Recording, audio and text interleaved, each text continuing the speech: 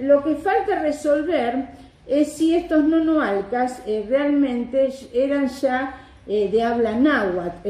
Es un registro que, al igual que de dónde venía el origen de la población nonoalca, está todavía en discusión.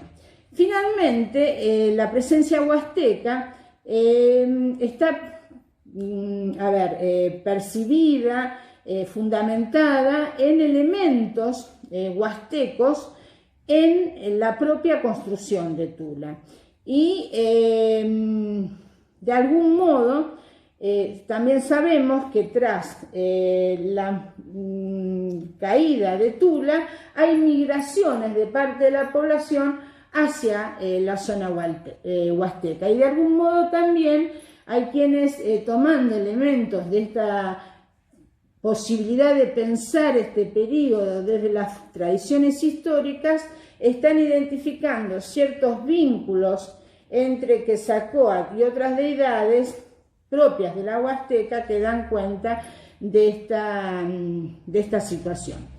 Algunos problemas vinculados al centro de Tula. En principio, ¿qué implica hablar de Tula?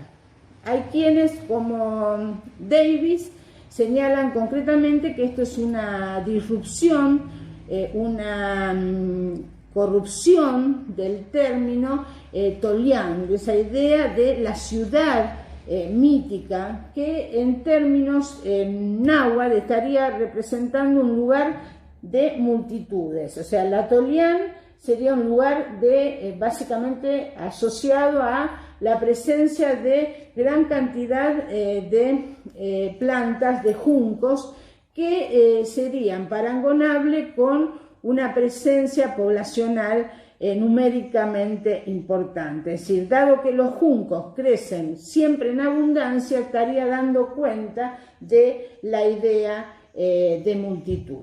Pero también la idea de la Tolián está asociada a sus habitantes. Siempre recuerden cómo definimos lo urbano. Entonces, lo tolteca, en tanto habitantes de una Tolián, están dando cuenta de pueblos, de sectores sociales asociados a la vida en las ciudades, mientras que siempre del otro lado está la idea de lo chichimeca, en esta idea de par opuesto. Lo chichimeca está asociado a lo rural, al patrón cazador-recolector, y a esa idea también de lo que nuestra cultura, en tanto tolteca versus chichimeca, sería la idea de la civilización versus la barbarie. Esto también está cuestionado, hay quienes asocian a estos pares opuestos actividades económicas precisas, pero de eso hablaremos en otro momento.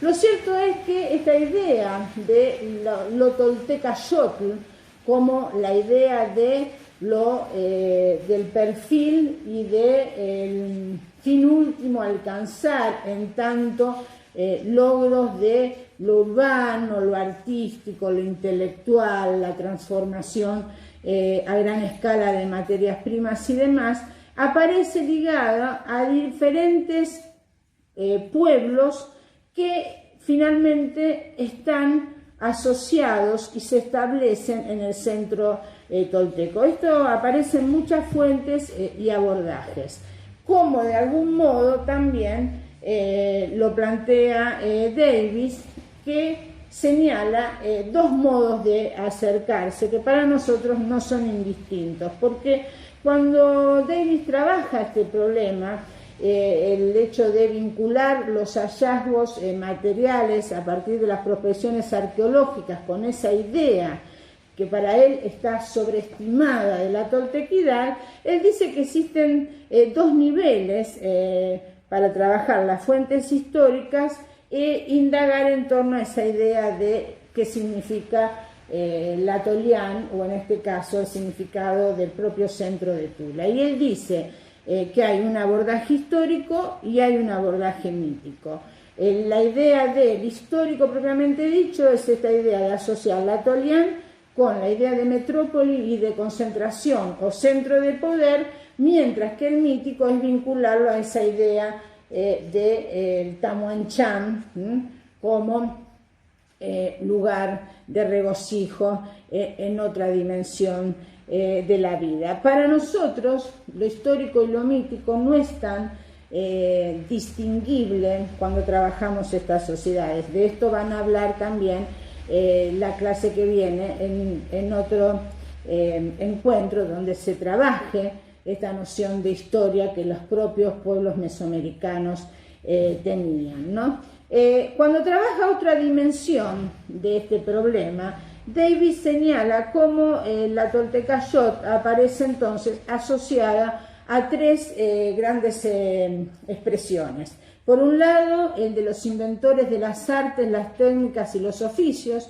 Esa es la idea de quienes residen en una Toltecayot.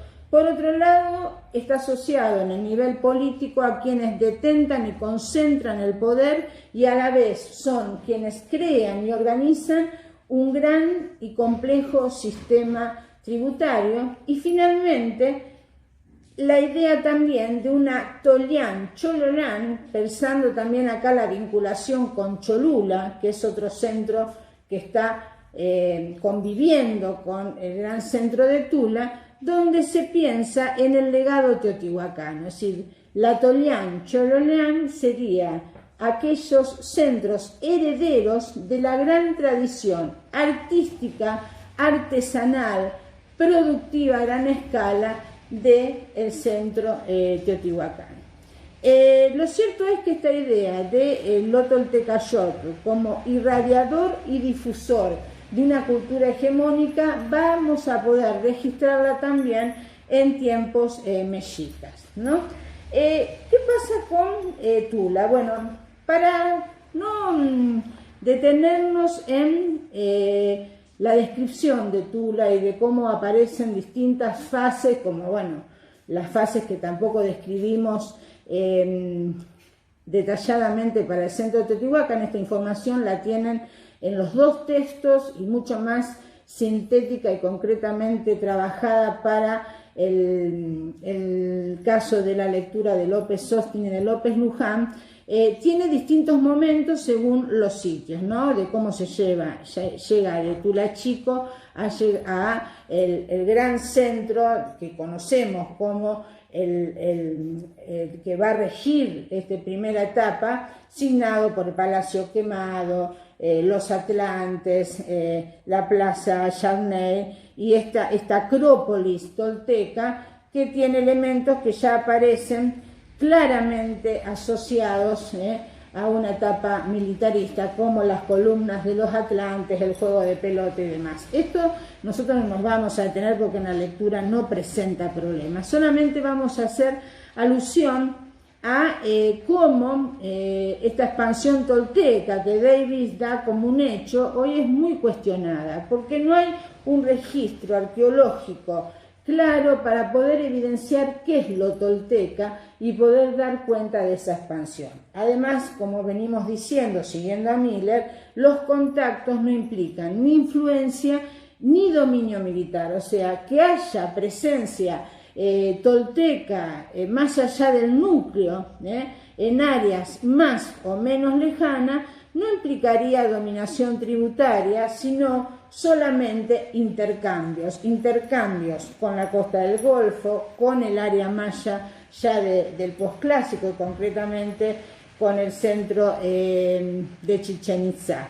Y acá entonces lo que aparecen son cómo habría presencia y contacto, siguiendo a Miller, fuera del propio altiplano central, con la costa del Golfo, con la costa del Pacífico, con la región de Yucatán, a la que hacíamos referencia, pensando en el vínculo con los Itzáes, a partir incluso de esa gran invasión de putunes que nosotros habíamos visto para pensar la caída del clásico maya.